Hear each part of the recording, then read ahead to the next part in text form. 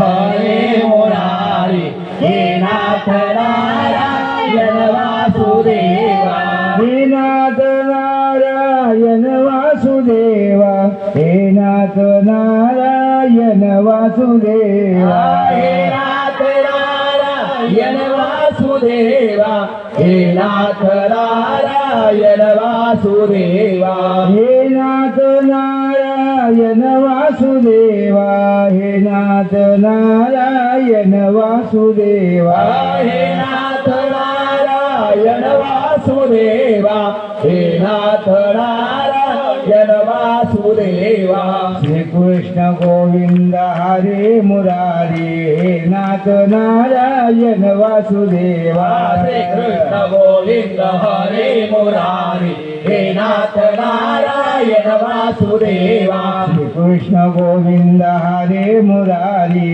हे नाथ नारायण वासुदेवा श्री कृष्ण गोविंद हरे मुरारी हे नाथ नारायण वासुदेवा हरी वरदे हरि विठ्ठल श्री ज्ञानदेव पंढरीनाथ भगवान की जय माऊली ज्ञानेश्वर महाराज की जय गोपाल कृष्ण भगवान सद्गुरु काशीनाथ महाराज की जय केदारनाथ महाराज की जय सब संतन की जय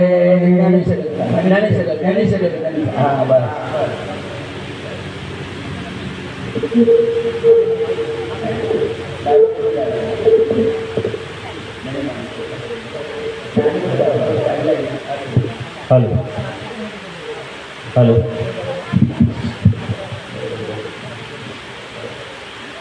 श्रीराम श्री स्वामी समर्थ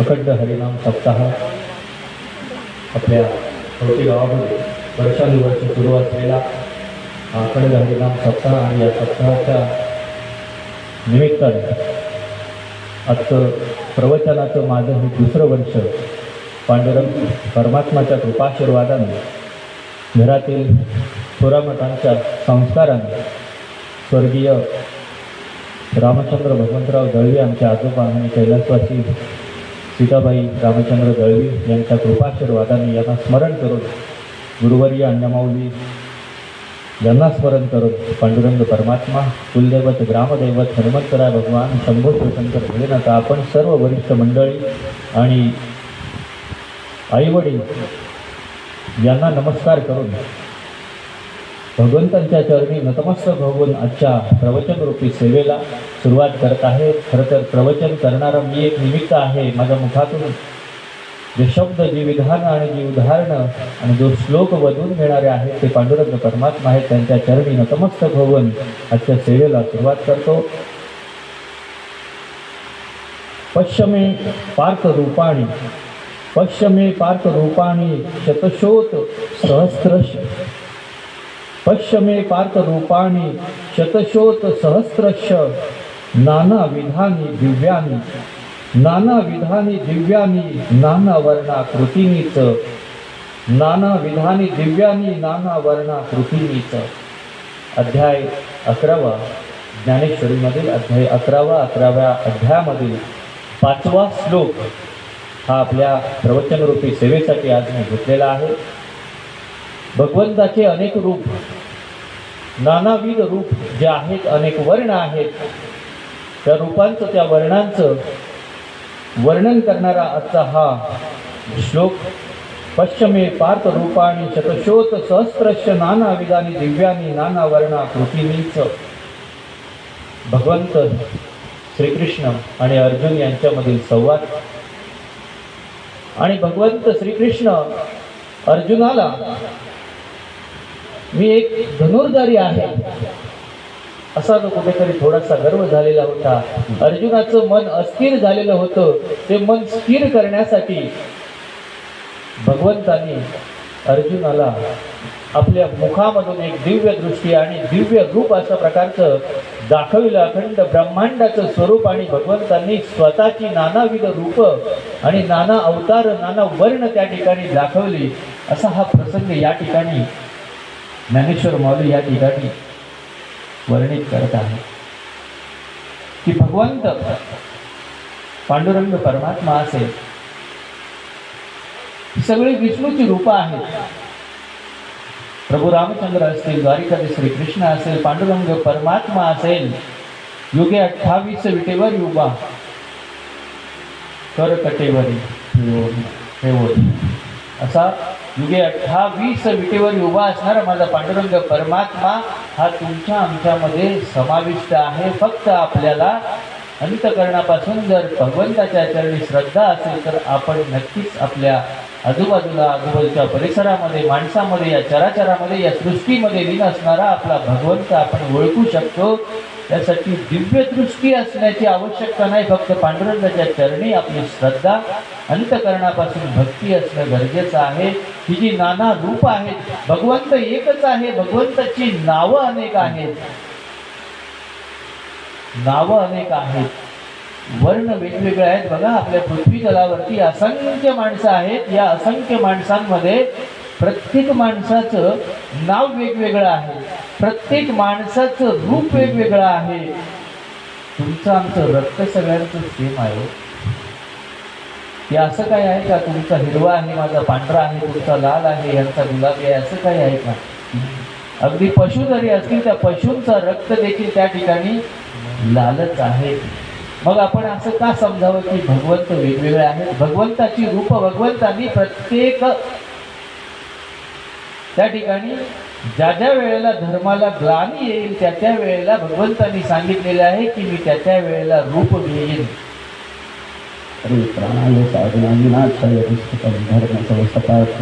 भगवंतांनी सांगितलेले आहे ज्या ज्या वेळेला धर्माला ग्लानी येईल, ज्या ज्या वेळेला पृथ्वी तलावरील मनुष्य त्या त्या वेळेला संकटामध्ये सापडेल, त्या त्या वेळेला भगवंताचं रूप मी नक्की घेणार आणि त्या ठिकाणी पृथ्वी तलावरील या जीवसृष्टीला तारणार आणि तारण करता, पालन करता, आणि या सृष्टीचा निर्माता, पालन करता आणि विसर्जक देखील कोण आहे तर तो भगवंत आहे, पांडुरंग परमात्मा आहे, जो युगे 28 विटेवरील, करकटेवरील आपल्या सेवेसाठी त्या ठिकाणी आपल्याला संकटातून, प्रसंगामधून बाहेर काढण्यासाठी उभा आहे. असा हा भगवंत, या भगवंताचे अनेक रूप, अनेक वर्ण या ठिकाणी श्रीकृष्ण अर्जुनाला दाखवत आहे.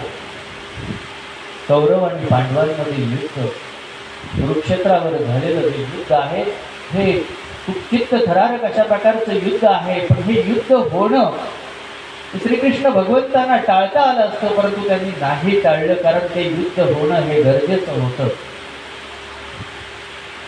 आणि भगवंत अर्जुनाला सांगत आहे कौरव आणि पांडव, आता दुर्योधन आणि पांडवांमधील अर्जुन,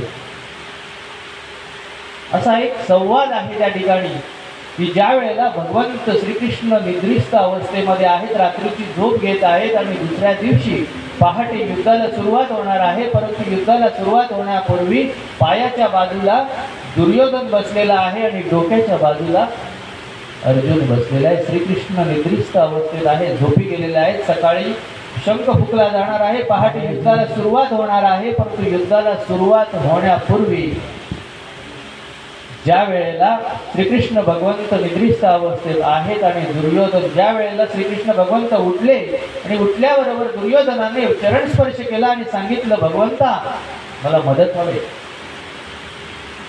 श्रीकृष्ण आश्चर्यचकित झाले की मी या ठिकाणी निद्रिस्त अवस्थेत होतो, झोपलेलो होतो आणि तुम्ही या ठिकाणी येऊन काय करता? युद्धाला सुरुवात होणार आहे, युद्धाची तयारी करा. दुर्योधनाने सांगितले युद्धाची तयारी करायची आहे, त्यासाठी तुमच्याकडे मागणं मागायला आलेला आहे. दुर्योधन म्हणाला श्रीकृष्णाला मला तुमची मदत हवी आहे. श्रीकृष्ण म्हणाले मी वयोवृद्ध झालो आहे. त्यावेळेचं त्यांचं वय 92 वर्ष. त्यावेळेचं श्रीकृष्ण म्हणाले दुर्योधनाला की माझं वय झालं आहे, मी तुला काय मदत करणार? मी निशस्त्रधारी आहे, मी शस्त्र हातात घेणार नाही असं सांगितलं.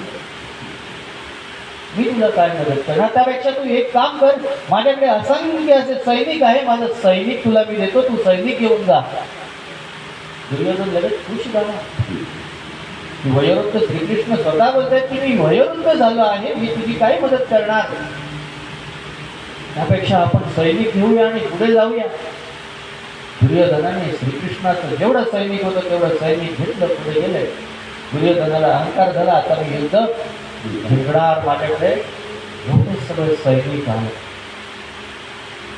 दुर्योधन निघून गेला, श्रीकृष्ण पाठमोरे झाले आणि पुन्हा त्या ठिकाणी मागच्या बाजूला वळून खाली उतरायला निघाले. तोपर्यंत त्या ठिकाणी डोक्याच्या बाजूला असणारा अर्जुन दंडवत झाला, त्या ठिकाणी नमस्कार केला. श्रीकृष्ण आश्चर्यचकित झाले, आता दुर्योधन गेला, इथे अर्जुन आहे. अर्जुना, तू कशासाठी आला आहे? तुझं काय काम आहे? युद्धाची तयारी कर. दुर्योधन आताच गेला आहे. अर्जुन नतमस्तक झाला आणि अर्जुनाने देखील सांगितलं की हे भगवंता, श्रीकृष्ण भगवंता, मला तुझी मदत हवी आहे. युद्धाला तर जाणार आहे, तुझा आशीर्वाद पाहिजे, तुझी मदत हवी आहे. परंतु त्यावेळेला श्रीकृष्णाने म्हटलं, अरे थोड्या वेळापूर्वी मागितलं असतंच तर मी असंख्य सैनिक तुला दिला असतं. आत्ता दुर्योधन सगळं सैनिक घेऊन गेला बघ, आता मी तुला काय मदत करू? अर्जुन थोडा वेळ शांत झाला. श्रीकृष्ण भगवंता, मला असंख्य सैनिक नको आहे, मला फक्त तुझा, श्रीकृष्ण भगवंता, तुझा आशीर्वाद पाहिजे आणि तू माझ्या सोबत पाहिजे. एवढंच त्या ठिकाणी अर्जुन उद्गारला आणि श्रीकृष्ण भगवंताने आशीर्वाद दिला की मी तुझ्या बरोबर आहे.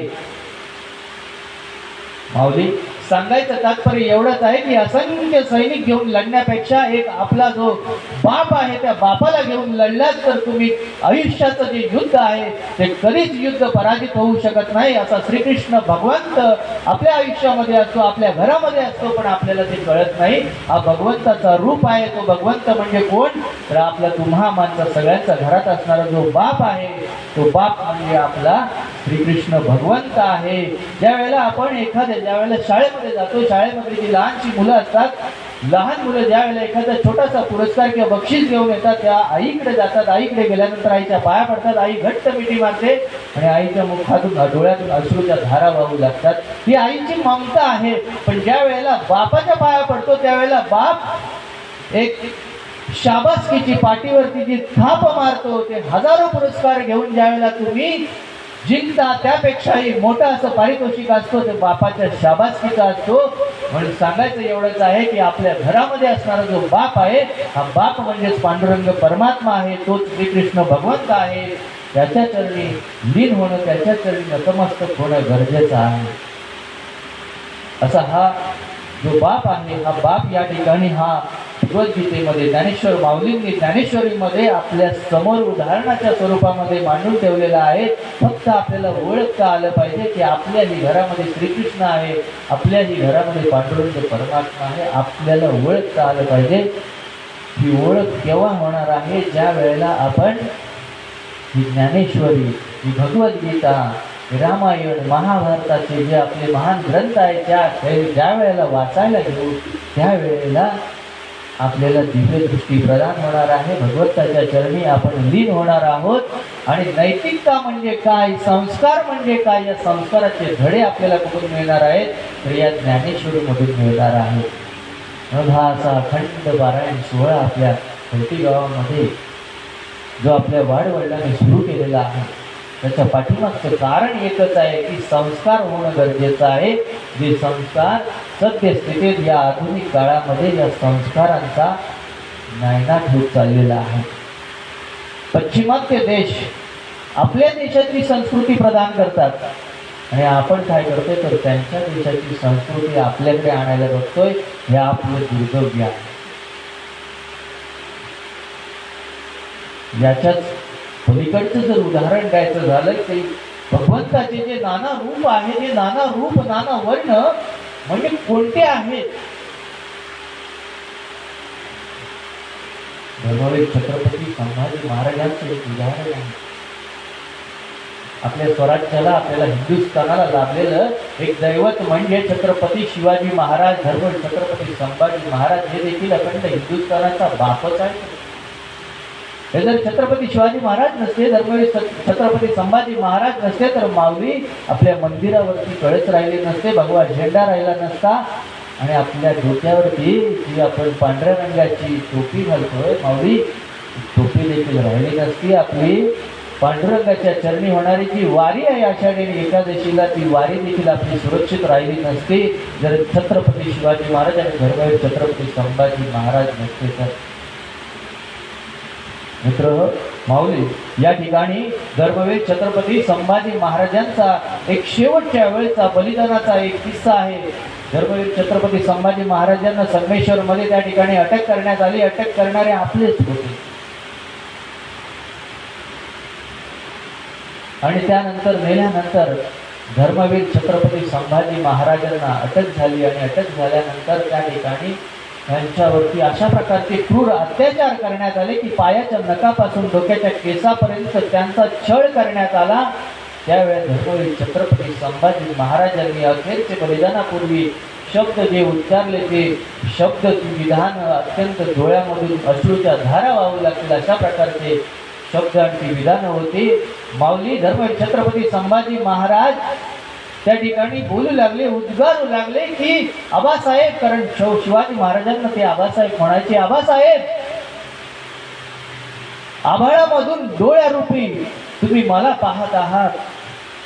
आभाळा एवढे डोळे करून आभाळामधून तुम्ही मला पाहत आहात, पण आभाळा एवढे तुमचं जे आभाळा एवढं रूप आहे ते रूप पाहण्यासाठी आबासाहेब माझ्याकडे डोळे राहिले नाहीत. आबासाहेब, मी कसं पाहू तुम्हाला आबासाहेब?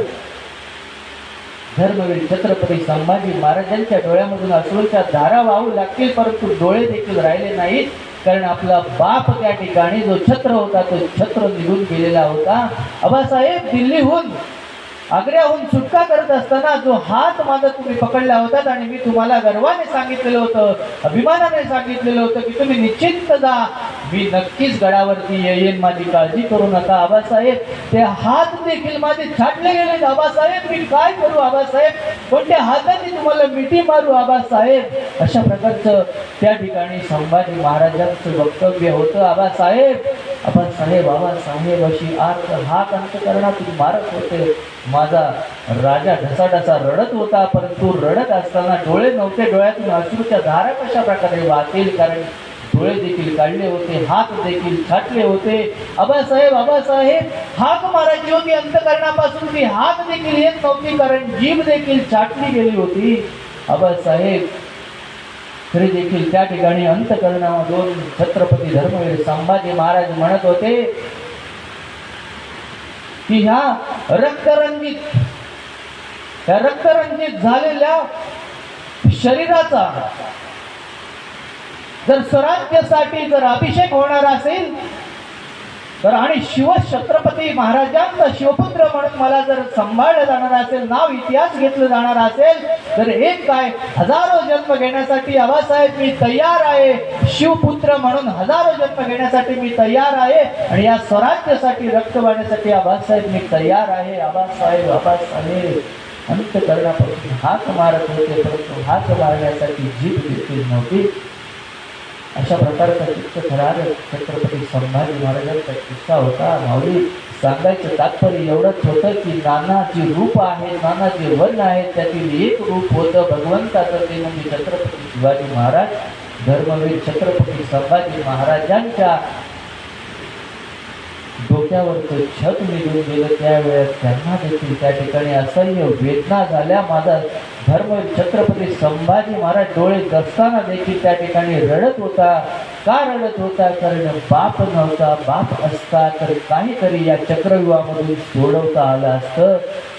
सांगायचं एवढंच होतं माऊली की माझा राजा बापासाठी रडला, दुश्मनासमोर झुकला नाही आणि दुश्मनासमोर रडला नाही, दुश्मनाला फक्त नडला आणि नडला. असा युग पुरंदर छत्रपती शिवाजी महाराजांचा पुत्र धर्मवीर शिवछत्रपती संभाजी महाराज माझा स्वराज्यासाठी रडला आणि स्वराज्य निर्माण करण्यासाठी देखील त्या ठिकाणी झुंजला होता. ही जी भगवंतांनी नाना रूप ज्या ज्या वेळेला धर्माला ग्लानी येते त्या त्या वेळेला ही रूप भगवंतांनी घेतलेली आहेत. सांगायचं माऊली, या ठिकाणी रामायण महाभारत असेल, भगवद्गीता असेल, तरी आजच्या आधुनिक पिढीला जी उदाहरणं देत असताना या ठिकाणी हे उदाहरणं अशी द्यावीशी वाटतात, म्हणून मी हे उदाहरण त्या ठिकाणी वळलं. आपण सगळे थोर मंडळी आहात, आपल्या इतकं ज्ञानाचं भंडार माझ्याकडं नाही, आपल्या इतका अनुभव नाही, परंतु जे काही थोडका अनुभव आहे, वाडवडिलांची पुण्याई आहे, त्यांचे संस्कार आहेत, लहानपणी कुठेतरी थोड्याफार ओव्या अभंग वाचलेले आहेत, त्याच्या आधारावरती हे सगळं त्या ठिकाणी सांगण्याचा प्रयत्न करतोय. जी भगवंताची नाना रूप आहेत, पश्चिमे पाच रूपाने शतशोत सहस्त्रश्च, शतशोत 100 सहस्त्र हजारो अशी हजारो रूप भगवंताची आहेत. परंतु त्या भगवंताला ओळखण्यासाठी त्या ठिकाणी आपल्या मनामध्ये अंतःकरणापासून भक्ती असणे गरजेचं आहे. एक सुंदर असं गीत आहे, त्या गीताच्या माध्यमातून देखील त्या ठिकाणी भगवंताची असंख्य रूप म्हणजे काय आहे ते देखील आपल्याला समजतं. एक सुंदर असं गीत आहे. मंदिरात अंतरात तोची नांदता है, मंदिरात अंतरात तोची नांदता है, नाना देही नाना रूपी तुझा देव आहे. मंदिरात अंतरात, मंदिरामध्ये आणि अंतरामध्ये, अंतरात म्हणजे आपलं मन, अंतर्मन, हे देखील एक मंदिर आहे. या मंदिरामध्ये भगवंत आहे. बंदिधा केला आहात विठ्ठल कोंडीला, आतमध्ये विठ्ठल आहे, फक्त आपल्याला तो कोणता आला पाहिजे. तोच मंगलाची मूर्ती, तोची विठ्ठलाची कीर्ती, तोच मंगलाची मूर्ती, तोच विठ्ठलाची कीर्ती, तोची राम तोची श्याम दत्तधाम आहे. मंदिरात अंतरात तोची नांदताय, नाना देही नाना रूपी तुझा देव आहे, तुझा देव आहे. मी तर थोडं विषयांतर करतो. तुझा देव आहे म्हणण्यापेक्षा माझा देव आहे. हा आपला जो अंतःकरण आहे, या अंतःकरणामध्ये आपण एकच गोष्ट कोणती तरी ठेवू शकतो, एक तर अहंकार किंवा एक तर भगवंत. भगवंत असेल तर अहंकाराचा सबळ नाश झाल्याशिवाय राहणार नाही, पण अहंकार असेल तर तुमच्या मनामध्ये भगवंत कधीही प्रवेश करणार नाही. अहंकाराचा वारा लागे राजसा माझ्या विष्णूचा भाविकाचा, अहंकार नसावा. भगवंताच्या चरणी आपण लीन होऊन नतमस्तक होऊन जर पांडुरंग परमात्म्याची भक्ती केली, देव कोणताही निवडा, तो पांडुरंग परमात्मा निवडा, भगवान श्रीकृष्ण निवडा, प्रभू रामचंद्र निवडा, कोणाचंही त्या ठिकाणी नामस्मरण करा, ओम नमः शिवाय बोला, हनुमंताचं नामस्मरण करा, काही करा, परंतु ते अंतःकरणापासून केला तरच त्याची फलप्राप्ती होणार आहे, अन्यथा नाही. तुझी भगवंताची त्या ठिकाणी अर्जुनाला श्रीकृष्ण भगवंत नाना रूप नाना विधी नाना वर्ण त्या ठिकाणी दाखवित आहेत की भगवंत समोर एकच आहे श्रीकृष्ण, परंतु श्रीकृष्णाचे 1000 रूप जे आहेत ज्या वेळेला अर्जुनाला त्या ठिकाणी दाखवली गेली, त्यावेळेला अर्जुन मन त्याचं कुठेतरी स्थिर झालं आणि त्याला थोडासा जो अहंकार झाला होता की धनुर्धारी आहे, थोडासा कमी झाला. श्रीकृष्ण भगवंत हा आपल्या सगळ्यांचा बाप आहे, पांडुरंग परमात्मा हा आपल्या सगळ्यांचा बाप आहे. माऊली, रामायणामधील एक उदाहरण द्यायचं झालं तर प्रभू रामचंद्र, प्रभूचा रामचंद्र मर्यादा पुरुषोत्तम ज्यांना म्हणतात. मर्यादा पुरुषोत्तम म्हणजे काय? पुरुषोत्तम म्हणजे काय? पुरुषांमध्ये उत्तम असणारा त्याला पुरुषोत्तम म्हणतात. आपल्या सगळ्यांना का पुरुषोत्तम म्हणत नाही? आपण पण उत्तमच आहोत का? असू देखील काही हरकत नाही, परंतु आपल्याकडून काही ना काहीतरी नकळत कळत नकळत चुका होतात, अपराध होतात. आपल्याला करायचे नसतील तरी देखील एखाद्या वेळेस चुकून होतात, म्हणून आपल्याला मर्यादा पुरुषोत्तम म्हणता येणार नाही. ते फक्त प्रभू श्री रामचंद्रांना त्या ठिकाणी म्हणता येतं मर्यादा पुरुषोत्तम. लंकापती रावणाने माँ सीतेचं हरण केलेलं आहे, माते सीतेचं हरण केलेलं आहे आणि लंकेला घेऊन गेलेला आहे. आणि त्यावेळेला हा प्रभू रामचंद्र म्हणजे देखील कोण आहेत? तर आपले सगळ्यांचे त्या ठिकाणी दैवत आहेत, बाप आहेत. विष्णूची ही सगळी रूपे आहेत. प्रभू राम असतील, पांडुरंग परमात्मा असेल, द्वारिकाधीश श्रीकृष्ण असेल, ही सगळे विष्णूची रूप आहेत. ही नाना रूप आहेत, नाना वर्ण आहे. प्रत्येक रूपामध्ये भगवंताचं वर्ण वेगळं आहे बघा. विष्णूचं रूप कसं आहे, विष्णूचं वर्ण कसं आहे, प्रभू रामचंद्रांचं वर्ण कसं आहे, गोरा वर्ण आहे. द्वारिकाधीश श्रीकृष्णाचं वर्ण कसं आहे, सावळा वर्ण आहे. आणि युगे 28 पंढरपूरला जो माझा विठुराय उभा आहे त्याचं वर्ण कसं आहे, काळा आहे. रूप आहेत, वर्ण अनेक आहेत, परंतु वर्ण अनेक असली तरी देखील त्या ठिकाणी ती भक्तांच्या हाकेला धावणारे आहेत, हाकेला हो आणि साथेला प्रतिसाद देणारे आहेत. फक्त अंतःकरणापासून श्रद्धा असणं गरजेचं आहे. प्रभू रामचंद्र त्या ठिकाणी सीता मातेला उत्तर भारतातून दक्षिण भारतापर्यंत या डोंगर दऱ्यामधून आपल्याही डोंगरामधून गेले आहेत. शोधत शोधत त्या ठिकाणी असंख्य वानर सेना गोळा करत निघालेले आहेत. रामेश्वरम या ठिकाणी पोहोचलेले आहेत आणि त्या ठिकाणी लंकेला पाठवायचं कोण, रावणाकडे. रावण म्हणजे महामाई. रावणाकडे दूत म्हणून पाठवायचं कोणाला, अशा प्रकारचं प्रभू रामचंद्र आणि विभीषणामध्ये संवाद चालू आहे. आणि दूत म्हणून कोणाला पाठवायचं त्यावेळेला सत्य हनुमंतराय उभे राहतात की मी दूत म्हणून जायला तयार आहे. प्रभू रामचंद्र म्हणाले तू नको, कारण मागच्या वेळेला तुला पाठवलं, तू संपूर्ण लंका जाळून आलास, आता तू नको. कारण प्रभू रामचंद्रांना आता या ठिकाणी बोलणं करण्यासाठी, लंकापती रावणाकडे बोलणं करण्यासाठी एक विनम्र व्यक्ती पाठवायचा होता, विनम्र दूत पाठवायचा होता, ज्याच्या अंगी नम्रता असेल अशा प्रकारचा दूत पाठवायचा होता. अर्थात हनुमंतरायांच्या अंगी देखील नम्रता होती, परंतु थोडासा त्या ठिकाणी राग आला की ते राग व्यक्त करायचे आणि त्यामुळे संपूर्ण लंका जाळून आले होते. सोन्याची लंका जळून राख झाली. आपण कोण आहोत, आपण कशाला अहंकार करायचा मग? धन संपत्ती दौलत प्रॉपर्टी काय आहे, एक ना एक दिवस सगळं काही सोडून आपल्याला देखील निघून जायचं आहे.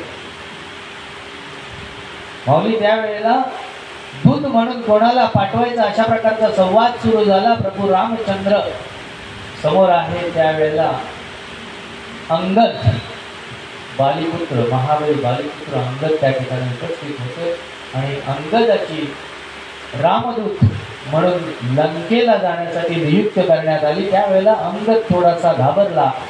त्याच्या मनामध्ये संकोच निर्माण झाला की मी दूत म्हणून जात आहे, परंतु जात असताना तिथे गेल्यानंतर मी परत येईन का? मनामध्ये संकोच निर्माण झाला अंगदाच्या.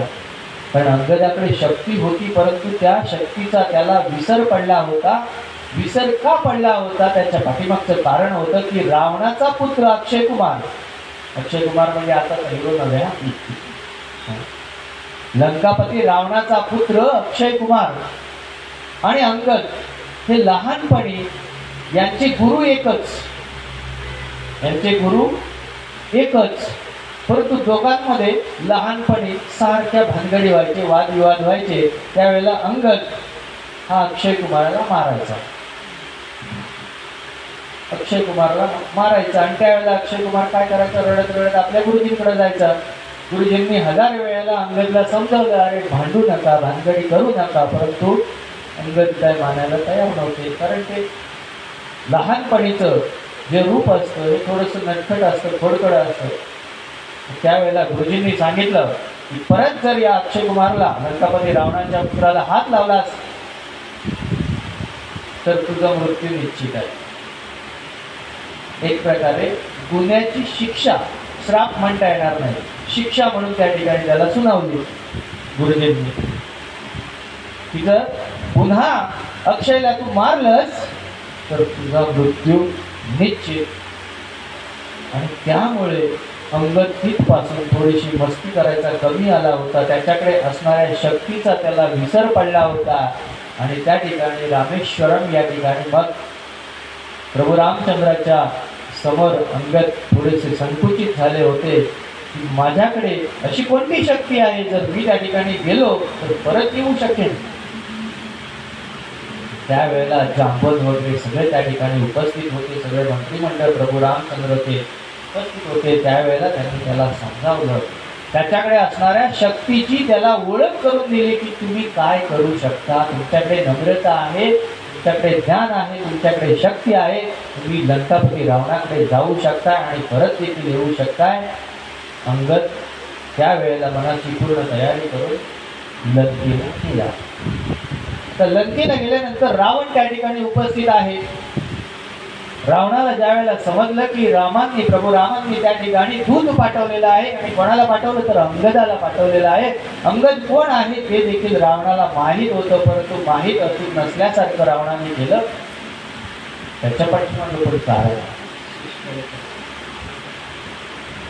त्यावेळेला अंगद गेल्यानंतर लगेच रावणाने सभा बोलवली. रावणाला वाटलं आता प्रभू राम घाबरलेले आहेत, युद्ध नको म्हणून दूत पाठवलेला आहे, आपण अर्धयुद्ध जिंकलो असं रावणाला अहंकार झाला. रावण पण ज्ञानी होता, महाभयंकर ज्ञानी होता. फक्त एकच गोष्ट त्याला नडली ती म्हणजे अहंकार आणि गर्व. आपल्याकडे असणाऱ्या शक्तीवरती आपण कधीही अहंकार आणि गर्व करू नये. ते जर केलं तर गर्वाचे घर हानी आले. रावण खुश झाला, सभा बोलवली, सगळे मंत्रिमंडळ उपस्थित झाले, सगळे सदस्य उपस्थित झाले. अंगदाला बोलवलं गेलं. अंगदाला बोलवल्यानंतर त्या ठिकाणी लंकापती रावण समोर बसलेले आहेत, सिंहासनावरती बसलेले आहेत. लंकापती रावणाच्या पायाखाली शनिदेव आहे, संपूर्ण ग्रह त्याच्या भोवती फिरत आहेत असा हा लंकापती होता. समोर अंगदाला बसवलेला आहे. कोण आहेस तू? अंगद म्हणाला, महाबली पालीपुत्र अंगद. नम्रपणे बोलला. कशासाठी आला आहेस? कशासाठी आला आहेस? या विधानावरती अंगद अतिशय नम्रपणे म्हणाला की मी किष्किंधा नगरीमध्ये सोनं चोरणारा चोर पाहिला होता, सोनं चोरणारा चोर पाहिला होता, चांदी चोरणारा चोर पाहिला होता, दुसऱ्याची बायको चोरणारा चोर पाहिला नव्हता, ते पाहायला आलो. अंगद म्हणाला रावणाला, रावण तिथेच त्या ठिकाणी थोडस जो अहंकार झाला होता तो कमी झाला का? तर आम्हाला दुसऱ्याची बायको चोरणारा चोर म्हणून अंगद जर म्हणत असेल तर आपण तिथे आहोत. थोडस त्या ठिकाणी रावणाचा अहंकार कमी झाला. पण समोरच्या व्यक्तीकडे बोलायचं कसं? अर्धयुद्ध आपल्याला जिंकायचं असेल तर ते बोलून जिंकता येणं गरजेचं आहे. शस्त्राने लढाई करण्यापेक्षा शब्दांनी लढाई केला तर जास्त जिंकता येते. स्वामी विवेकानंद म्हणतात, जगत के सभी रहस्य का द्वार प्रेम आहे. प्रेमाने जर तुम्ही समोरच्या व्यक्तीशी कितीही शत्रू मोठा असू दे बोललात ना तर अर्ध त्या ठिकाणी तुम्हाला जिंकणं सहज होऊन जातो. त्यासाठीच प्रभू रामांनी अंगदाला त्या ठिकाणी पाठवलेलं होतं. अतिशय नम्र आणि विनोदी आणि निष्किलपणे त्या ठिकाणी तो रावणाला सामोरे जात होता. महाबली बालीचा पुत्र तू, मी नाही ओळखत. रावण म्हणाला. रावण ओळखतोय त्याला, परंतु समोर सदस्य बसलेले आहेत, मंत्रिमंडळ बसलेले आहेत, त्यांच्या समोर कसं सांगू आणि कसं ओळखू मी याला? म्हणून न ओळखल्यासारखं अंगद म्हणाल, तुम्ही ओळखत नाही? महाबली बालीला तुम्ही ओळखत नाही? ज्या वेळेला तुमच्या दोघांमध्ये युद्ध झालेलं होतं त्यावेळेला त्याच महाबली बालीने म्हणजेच माझ्या वडिलांनी तुम्हाला काखेमध्ये घेऊन समुद्राच्या 7 फेऱ्या लगावलेल्या होत्या. तेच महाबली बालीचा पुत्र आहे मी. अंगदाने रावणाला ज्या वेळेला सांगितलं त्यावेळेला रावणाचा अहंकार आणखीन खाली झाला. अहंकार झालेला होता. रावणाला तो अहंकार, तो गर्व खाली करण्यासाठीच त्या ठिकाणी अंगदाला पाठवलेलं होतं. बरं ठीक आहे, पण मंत्री मंडळासमोर अपमान झाला. सगळे सदस्य बसलेत, मंत्रिमंडळ बसले, त्यांच्या समोर अपमान झाला की महाबली बालीने आपल्या रावणाला, आपल्या लंकेश्वराला या ठिकाणी काखेमध्ये घेऊन 7 फेरे समुद्राचे लगावलेले होते. म्हणजे महाबली बाली किती भयंकर असेल, काय त्याची ताकद असेल. रावणाने विषय पडली. म्हणलं बरं ठीक आहे, हरकत नाही. कशासाठी आलायस, का आलायस? तर लंकापती रावण म्हणताय तर भाषा देखील तशाच प्रकारची असणार आहे. त्यावेळेला त्यांनी सांगितलं की मी प्रभुरामांचा दूत बनून आलेला आहे आणि प्रभुराम हे युद्ध कुठेतरी थांबवण्याचा प्रयत्न करत आहेत. आपण माते सीतेला, जी अखंड विश्वाची माता आहे, जननी आहे, जगत जननी आहे, तिचं हरण केलेलं आहे. कृपा करून आपण सीता माता भगवंतांना परत द्या. युद्ध या ठिकाणी आपलं थांबवलं जाईल. परंतु लंकापती रावण हे युद्ध थांबवायला तयार नव्हता, कारण त्याला मोह झालेला होता. तो मोहामध्ये पडलेला होता. त्यावेळेला लंकापती रावणाने अंगदाला सांगितलं, अरे त्या प्रभू रामचंद्र म्हणजेच तो वनवासी आहे, त्याच्या पक्षामध्ये तू कशाला जातोस? माझ्या पक्षामध्ये ये. माझ्या पक्षामध्ये असंख्य हिरे चांदी नाणे तुला मी देतो. त्या वनवासी रामासोबत कशाला जातो? काय आहे असं त्याच्यामध्ये आणि माझ्यामध्ये असं काय नाही? काय दोघांमध्ये अंतर आहे? माझ्या पक्षामध्ये सध्याला हेच चालू आहे.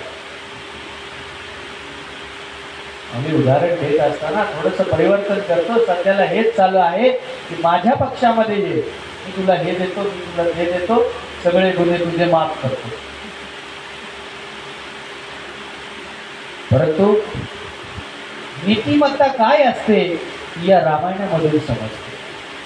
अंगदाची भगवंत प्रभुरामांच्या चरणी असणारी जी श्रद्धा होती, जी नीतिमत्ता होती की मी प्रभुरामांचा सेवक आहे, प्रभुरामांचा दूत बनून आलेला आहे, तुझ्यासारख्या महामूर्ख माणसासोबत मी कधीच येणार नाही.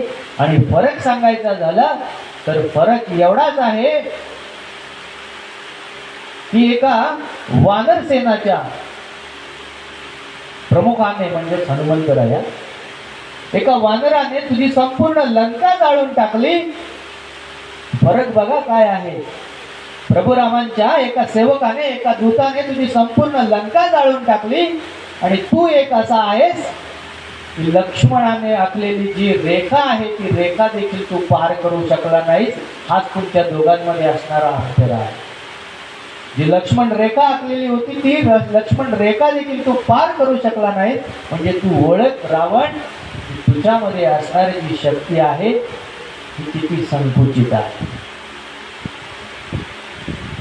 बलाढ्य शक्तिशाली असलास तरी लक्ष्मणाची लक्ष्मण रेषा तू पार करू शकला नाहीस. त्यासाठी तुला साधूचं रूपांतर, वेश धारण करावं लागलं. म्हणजे तू रावण, तुझी जी शक्ती आहे तू ओळख. या ठिकाणी अशा प्रकारे त्या ठिकाणी अहंकार रावणाचा कमी करण्याचा प्रयत्न केला. असा हा अंगद दूत म्हणून त्या ठिकाणी दिलेला होता. माऊली, सांगायचं हेच आहे की हा प्रभू रामचंद्र म्हणजे आपल्या जगाचा बाप आहे. एक राजा म्हणून उत्तम उदाहरण देत असताना प्रभू रामांचं उदाहरण दिलं जातं. राजनीती कशी खेळावी आणि युद्ध कशासाठी करावं याचं ज्वलंत उदाहरण म्हणजे श्रीकृष्ण भगवंत. पांडुरंगाच्या चरणी नतमस्तक होऊन श्रद्धेने, भक्तिभावनेने जर आपण श्रद्धा केली तर भगवंत आपल्याला तारतो. तो तारणारा भगवंत म्हणजे काय, तो कोण, त्याचं उदाहरण म्हणजे तो पांडुरंग परमात्मा. सगळी भगवंताची रूपं आहे. कबीर एका ठिकाणी म्हणतात की जो तो को काटा बोले ताही बोले तो फूल. जो टोको काटा बोये ताई बोये तो फूल ताही फूल को फूल हे वाको हे तिरसूल. सांगायचे एवढंच आहे. जो टोको काटा बोये, जो तुमच्या रस्त्यामध्ये काटे टाकणारा आहे, त्यांच्या रस्त्यामध्ये तुम्ही काटे टाकू नका. त्यांच्या रस्त्यामध्ये, त्यांच्या जाण्याच्या मार्गामध्ये तुम्ही फूल टाकण्याचा प्रयत्न करा. आणि जो तुमच्या मार्गामध्ये अडचणी आणणार आहे, संकट आणणार आहे, बाधा आणणार आहे, म्हणजेच काटे आणणार आहे, त्याला भगवंताच्या शिवशंभू शंकराच्या त्रिशूलाप्रमाणे काटे त्याच्या पायाला स्वतःलाच टोचणार आहे. तुम्ही दुसऱ्याच्या मार्गामध्ये काटे रोवण्याचा प्रयत्न करू नका. तुम्ही दुसऱ्यांच्या मार्गामध्ये फुले टाकण्याचा प्रयत्न करा. अशा प्रकारे त्या ठिकाणी कबीर सांगतात. माऊली सांगायचं एवढंच आहे की अशा प्रकारे हे आपले जे भगवंत आहे, जे नानाविध नाना रूप जे आहेत ते आपल्याला पाहायला मिळतील. परंतु जेव्हा मिळतील, सद्गुरु की महिमा अनंत अनंत किया उपकार, लोचन अनंत उघाड या अनंत दिखावन हार. सद्गुरु की महिमा अनंत है, अनंत किया उपकार. त्यासाठी गुरु करणं महत्वाचं आहे. श्लोकावरती पुन्हा येतो. भगवंताची ही नानाविध जी रूप आहे, वर्ण आहे, ती आपल्याला केव्हा पाहायला मिळणार आहे? ज्या वेळेला आपण आपला सद्गुरू नियुक्त करणार आहोत, निवडणार आहोत. तो सद्गुरू आपल्याला काय देणार आहे? तर ज्ञानाचा भंडार देणार आहे. आपलं जीवन मार्ग सरळ करण्याचा प्रयत्न करणार आहे. जीवनाच्या कोणत्या मार्गाने, कोणत्या वाटेवरून तुला जायला पाहिजे हा मार्ग दाखवणारा कोण आहे? तर तो सद्गुरू आहे. आणि हे सद्गुरूच आपले एक लोचन म्हणजेच आपले नेत्र म्हणजेच डोळे उघडणार आहेत की अरे तू या चुकीच्या मार्गाने चाललायस, या मार्गाने जाऊ नकोस, या मार्गाने जा, तुझा मार्ग सुखद होईल. तुला जो ध्येय तुला गाठायचा आहे त्या ध्येयापर्यंत जर तुला पोचायचं असेल तर गुरु आणि गुरुचा आशीर्वाद महत्वाचा आहे. आणि हा गुरु आपल्या सगळ्यांच्या आयुष्यामध्ये असणं गरजेचं आहे. हा गुरुच आपल्याला दिव्य दृष्टी ज्ञान देण्याचा प्रयत्न करणार आहे. त्यावेळेला भगवंताची असणारी ही जे नाना रूप आहेत, नाना वर्ण आहेत, ते आपण ओळखू शकू. जोपर्यंत सद्गुरूची कृपा होणार नाही तोपर्यंत आपल्याला भगवंताचं जे रूप आहे ते डोळ्यासमोर मूर्ती असून देखील आपल्याला त्या मूर्तीमध्ये भगवंत दडलेला आहे हे आपल्याला त्या ठिकाणी दिसणार नाही, पाहायला मिळणार नाही. आपल्यावरती ज्या वेळेला संकट येतो, प्रसंग येतो, त्यावेळेला आपण मग शनिवारी हनुमंताच्या मंदिरात जातो, हनुमंताच्या पायावरती शेंदूर वाहतो. ही श्रद्धा झाली का आपली? नाही. आपल्याला आपल्यावर आलेलं संकट प्रसंग तो वडवला म्हणून आपण भगवंताच्या चरणी गेलो. हनुमंतरायाचं उदाहरण द्यायचं झालं तर ज्या वेळेला सीतामाते त्या ठिकाणी लंकापती रावणाने एका वृक्षाखाली तुला ठेवलेलं होतं, त्यावेळेला रामदूत हनुमंतराय गेलेले होते. त्यावेळेला हनुमंतरायांनी सीतेला छाती पाडून दाखवली. माता ज्या वेळेला सिंदूर लावत होती त्यावेळेला हनुमंतांनी विचारलं की सिंदूर कशासाठी लावतोयस? त्यावेळेला सीतेनं सांगितलं की माझं सौभाग्य कोण आहे? प्रभू राम आहे. सौभाग्य, सौ म्हणजे काय? 100. 100 भाग्यांहून अधिक असणारा तो म्हणजेच माझं सौभाग्य म्हणजेच प्रभू राम, ज्याच्या आयुष्यासाठी मी हे शेंदूर लावतोय. हनुमंतराय म्हणाले तुम्ही थोडंसं सिंदूर लावून जर माझ्या प्रभुरामांना एवढं आयुष्य लाभणार असेल तर मी माझ्या संपूर्ण शरीराला शेंदूर पासून घ्यायला तयार आहे. हनुमंतरायांनी संपूर्ण अंगाला शेंदूर पासून घेतलं. ही श्रद्धा, ही भक्ती. आणि आपण काय करतो? सोमवार आलं, महादेवाच्या पिंडीवरती जातो आणि दुधाचा अभिषेक करतो. दुधाचा अभिषेक करून जर महादेव प्रसन्न होणार असतील तर माऊली मी दररोज येऊन या ठिकाणी अभिषेक करायला तयार आहे. दुधाचा अभिषेक करण्यापेक्षा अंतकरणापासून मायेचा जो ममतेचा जो झरा आहे त्या झऱ्यातून जर तुम्ही अभिषेक केला, भगवंताला काय पाहिजे तुमच्यातून? देव भक्तीचा भुकेला, तुमच्यामध्ये असणारा भाव तो भक्ती मार्गामधून समोर आला पाहिजे, तरच त्या ठिकाणी तुम्हाला भगवंताची प्राप्ती होणार आहे आणि या संपूर्ण चक्रव्यूहामधून तुम्हाला बाहेर काढलं जाणार आहे. महाभारतामध्ये चक्रव्यूह तयार केला गेलेला होता. श्रीकृष्ण भगवंताची व्यूह रचना कशा प्रकारची होती? पांडव आणि कौरवांमध्ये जो घनघोर अशा प्रकारचा युद्ध झालेला होता,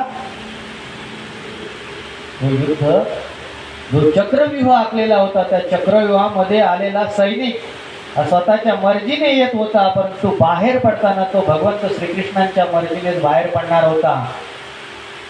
त्या चक्रव्यूहामधून कोणाला सहज बाहेर पडता येणं शक्य नव्हतं. तर सृष्टीचा रचयिताच तो आहे भगवंत. त्याने आपल्याला ही सृष्टी प्रदान केलेली आहे. जन्म आणि मृत्यू हा देखील आपला, हा फेराचा हा देखील आपला एक चक्रव्यूहच आहे. या चक्रव्यूहामध्ये आपण अडकलेलो आहोत आणि सगळेजण म्हणतोय माझं माझं माझं माझं माझं. काय माझं आहे? तुझं आहे, तुझं पाशी परी तू जागा चुकलाशी. का जागा चुकलास तू? जागा का आपण चुकलो? कारण आपल्याला भगवंत ओळखता आला नाही की मला काय करायला पाहिजे. आपण फक्त स्वार्थ जपला. जन्म आणि मृत्यूच्या फेऱ्यामध्ये जगणं, मला जगायचं आहे, मला मरायचं नाही, मला जगायचं आहे. मग जगण्यासाठी सतत धडपड. हे माझं, ते माझं, मुलगा माझा, मुलगी माझी, सून माझी, बायको माझी, सगळं तुझंच आहे. परंतु एक विसरतोस, ज्याने तुला ही दिव्य सृष्टी प्रदान केलेली आहे, त्या भगवंताचं नामस्मरण करायला आपण विसरतोय. त्या भगवंताचं नामस्मरण करणं जर आपण अंतकरणापासून केलं तर नक्कीच या जन्म मरणाच्या मृत्यूच्या फेऱ्यातून आपली सुटका झाल्याशिवाय राहणार नाही, आपल्याला मोक्ष मिळाल्याशिवाय राहणार नाही. जर मोक्षाची प्राप्ती हवी असेल तर उपवास, व्रत, वैफल्य करून जमणार नाही. उपवास करतोय परंतु उपवासाला केळी डझनभर खातोय, उपयोग काय आहे? याला श्रद्धा म्हणत नाही, याला भक्ती म्हणत नाही. आणि भगवंताच्या चरणी जे श्रद्धा असेल, भक्ती असेल तर नक्कीच भगवंताची जी नाना रूपं आहेत, नाना वर्ण आहेत, ते आपल्याला पाहता येतील.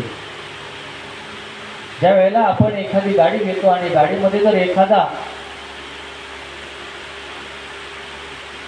जो प्रतिष्ठित व्यक्ती आहे तो आपल्या गाडीमध्ये बसणार असेल, प्रतिष्ठित व्यक्ती, गाडी आपली आहे, गाडी आपली आहे, पण त्या गाडीमध्ये प्रतिष्ठित व्यक्ती बसणार आहे आणि त्या व्यक्तीला आपल्याला आपल्या गाव देवळामध्ये घेऊन जायचं आहे.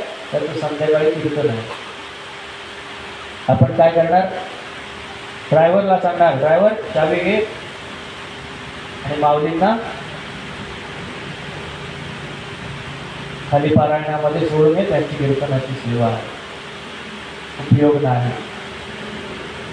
जो प्रतिष्ठित व्यक्ती, जो माऊली, जो महाराज आपल्या घरी आला आहे, त्याला आपण स्वतः त्या ठिकाणी ड्रायव्हरला सांगायचं, खाली उतर, मी बसतो गाडी चालवायला, माझा देव माझ्या घरी आलाय, त्याला मी पारायणाला घेऊन जातो.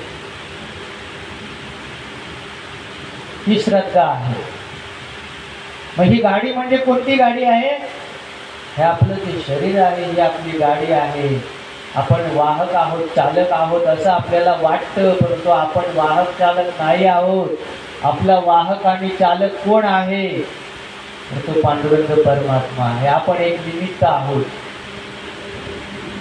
आपल्या अंतकरणामध्ये बसलेला हा देव आहे, हा आपला प्रतिष्ठित व्यक्ती आहे, तो माऊली आहे, तो महाराज आहे, तो भगवंत आहे. फक्त त्याला सांभाळण्याचं काम आपल्याला करायचं आहे, त्याला जपायचं काम आपल्याला करायचं आहे. ते करण्यासाठी सद्गुरूची कृपा होणं गरजेचं आहे. माऊली अशा प्रकारे असंख्य उदाहरणं देता येतील, परंतु देत असताना सांगायचं एवढंच आहे की आपण हा जो अखंड हरिनाम सप्ताह आपण सुरू केलेला आहे आणि हा सप्ताह सुरू असताना आपल्या कीर्तनाला मंडळी किती येतात, ग्रंथ वाचनासाठी मंडळी किती उपस्थित असतात आणि प्रवचन ऐकण्यासाठी मंडळी किती उपस्थित असतात, श्लोकांकित आहे आपली. पण आजकालच्या तरुण पिढीला काही ठराविक तरुण आलेले आहेत, माझे विद्यार्थी आहेत, विद्यार्थिनी आहेत. रामायण म्हणजे काय हे सांगण्याची आज गरज वाटू लागलेली आहे. महाभारत म्हणजे काय सांगण्याची गरज वाटू लागलेली आहे. कारण आजकालच्या पिढीला फक्त आणि फक्त त्या ठिकाणी मोबाईलचं वेळ लागले. 90 सेकंदांची रील्स बनवण्यासाठी 90 सेकंदाची रील्स बनवण्यासाठी आपण 15 ते 20, 25, 30 आणि आयफोन 50,000चा घ्यायला लागतो. परंतु ती 90 सेकंदाची रील्स बनवत असतानाच रस्त्याने चालत जात असताना मागून वाहन आला आणि धडक दिली, तुमची दुसऱ्या दिवशी रील्स बनली जाईल आणि त्या ठिकाणी इंस्टाग्रामवर, व्हॉट्सअपवरती प्रसिद्ध होईल. म्हणून आपल्याला काय करणं गरजेचं आहे या कलियुगामध्ये? हे कलियुग सुरू आहे, म्हणजे बरोबर आहे ना? मागील प्रवचनामध्ये मी कलीचं उत्तम उदाहरण दिलेलं होतं. हे कलियुग सुरू आहे. या आपल्या मार्गामध्ये सकाळ, दुपार, संध्याकाळ कधी ना कधी कलीचा प्रवेश होतो. हा जर कलीचा प्रवेश टाळायचा असेल तरी भगवंताची जी नाना रूपं आहेत ती रूपं आपल्याला ओळखता येणं गरजेचं आहे. त्यासाठी नामस्मरण महत्वाचं आहे. ते नाम सोपे रे रामकृष्ण गोविंद. राम कृष्ण हरी सगळं एका मंत्रामध्ये आहे बघा. त्या ठिकाणी रामायण असेल, राम आला, कृष्ण आला, महाभारत असेल, हरी आला, रामकृष्ण हरी, रामकृष्ण हरी, रामकृष्ण हरी. सकाळ, दुपार, संध्याकाळ मंत्राचं कधीही जप करा. हे जप करण्यासाठी माऊली माळच हातात पाहिजे असं काही नाही. चालता बोलता जो सहज आपल्याला मंत्र माऊलीने दिलेला आहे तो म्हणजे रामकृष्ण आहे.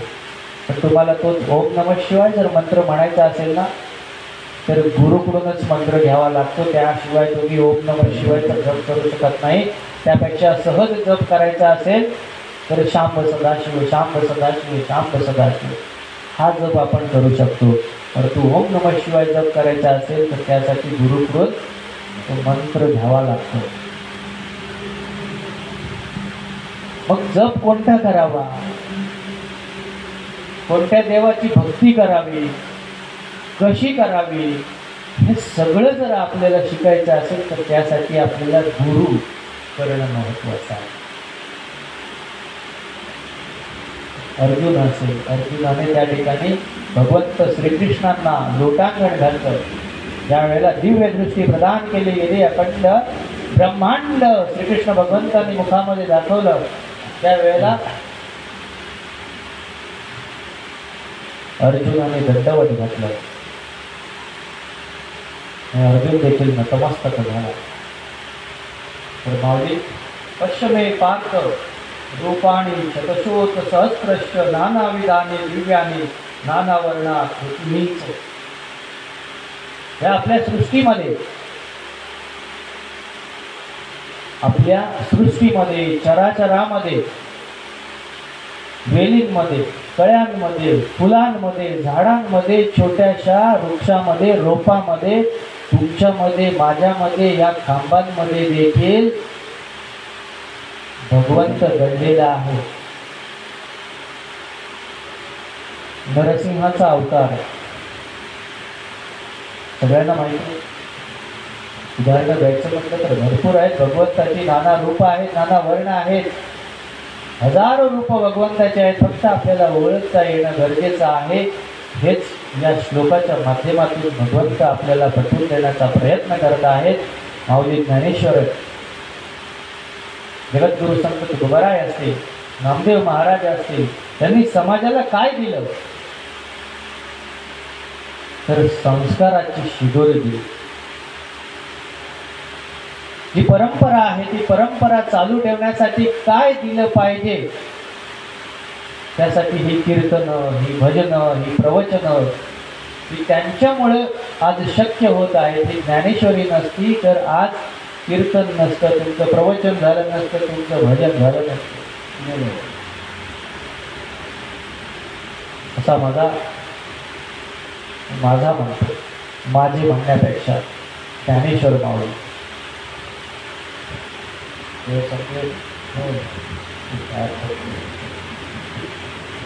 अशा प्रकारे 11व्या अध्यायामधील ही 5वा श्लोक, अखंड हरिनाम सप्ताह दिवस 2, यासाठी मी नियुक्त केलेला होता. ज्ञानेश्वरीमधील अध्यायामधील 5वा श्लोक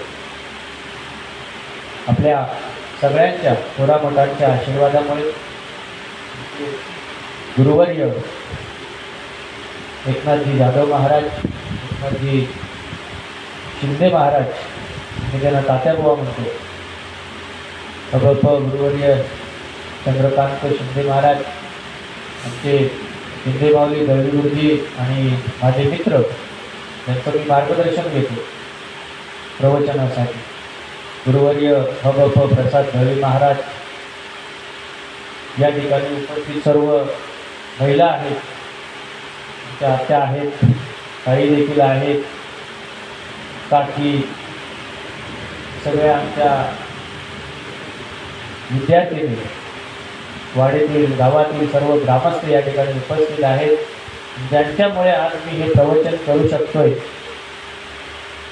ज्यांनी मला जन्म दिला ते माझे आईवडील चंद्रकांत रामचंद्र दळवी, ज्यांना संपूर्ण गाव नव्हे तालुका दादा म्हणून हाक मारतो, आणि आई सौ सविता चंद्रकांत दळवी, यांच्या संस्कारामुळे आज मी या गुरुमाऊलींच्या व्यासपीठावर विराजमान आहे.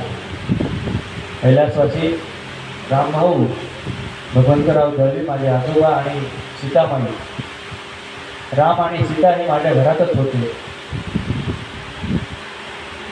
आणि आम्ही त्यांना ओळखलं की हेच राम आहे, ते सीता आहेत, म्हणून आज या ठिकाणी या अखंड हरिनामामध्ये प्रवचनाची सेवा मला करायला मिळाली. आपल्या सगळ्यांचा आशीर्वाद घेऊन अशाच प्रकारचे याच्यापेक्षाही चांगले प्रवचन करण्याचा मी प्रयत्न नक्कीच करेन. यासाठी आपल्या सगळ्यांचा आशीर्वाद, शुभाशीर्वाद पाठीशी असावं. माझं कुलदैवत, ग्रामदैवत हनुमंतराय शंभो शिवशंकर भोलेनाथ, आणि माझे ज्यांना गुरु म्हणून मानले ते प्रभू राम, श्रीराम, श्री स्वामी समर्थ महाराजांच्या चरणी, ज्ञानेश्वर माऊलींच्या चरणी, पांडुरंग परमात्म्याच्या चरणी आजची झालेली सेवा या ठिकाणी मी रुजू करतो, अर्पित करतो. आणि पुन्हा एकदा आपल्या सगळ्यांना मी या ठिकाणी सगळ्यांना धन्यवाद देतो. आपल्या सगळ्यांचा आशीर्वाद पाठीशी राहो हीच भगवंताच्या चरणी प्रार्थना करतो. आणि सेवेला कुंडलिनी गोवर्धन विठ्ठल श्री ज्ञानदेव तुकाराम पंढरीनाथ भगवान की जय. ज्ञानेश्वर महाराज, गोपाळ कृष्ण भगवान की जय. वैष्णव महाराज की जय. विठ्ठल विठ्ठल विठ्ठल विठ्ठल विठ्ठल विठ्ठल विठ्ठल विठ्ठल विठ्ठल विठ्ठल विठ्ठल विठ्ठल. कुंडलिनी गोवर्धन विठ्ठल श्री ज्ञानदेव तुकाराम पंढरीनाथ भगवान की जय. माऊली ज्ञानेश्वर महाराज की जय. गोपाळ कृष्ण भगवान की जय. वैष्णव